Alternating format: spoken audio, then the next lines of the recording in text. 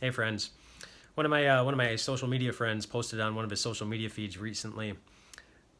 I hadn't planned on giving up quite so much for Lent. And I think you know what he was talking about. He was talking about how dramatically our lives have changed over the last week or so, just over the last couple of weeks with the coronavirus and everything related to it.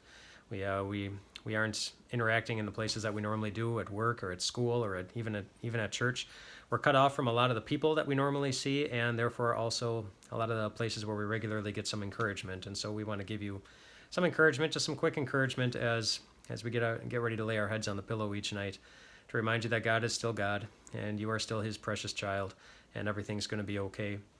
In tonight's encouragement, when I think of people in the Bible whose lives were suddenly dramatically different, I think of the Israelites. I mean, there are lots of examples, but tonight I'm thinking of the Israelites as they were about to make their way out of Egypt and into the wilderness. And living in the wilderness for 40 years, your life becomes quite different. You're not used to, well, you're not able to access so many of the things that you're used to accessing. They didn't even have toilet paper.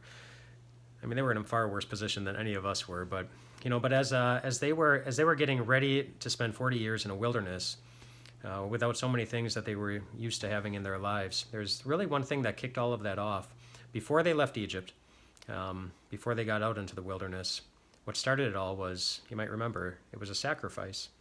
It was the last plague, the plague of the firstborn, when God was going to come into Egypt and kill all the firstborn sons of anyone who did not have the blood of the lamb painted over their doorframe.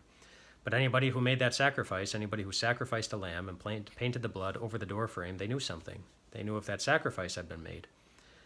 They knew they were going to be safe. There were a lot of things they didn't know. They didn't know the details of what that night would look like. They didn't know the details of what the next 40 years would look like. They didn't know the details of what the next week would look like, just like we don't.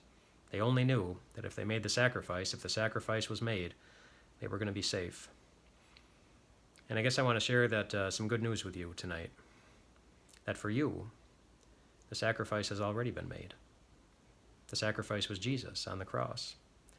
The lambs that were slaughtered in Egypt that night, they were a picture of the one sacrifice that would be made for all time, for all people, as a guarantee that you're going to be safe, you're going to be okay.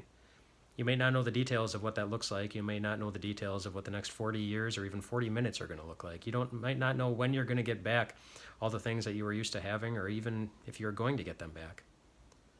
But we look at the cross and we're reminded that the sacrifice was already made. Therefore, you're going to be safe. You're going to be okay. Rest well with that truth tonight. God's not going to take tonight off. God is going to stay awake all night so that you can rest well, knowing that you're going to be safe. You're going to be okay. Rest well, my friends. We'll see you tomorrow.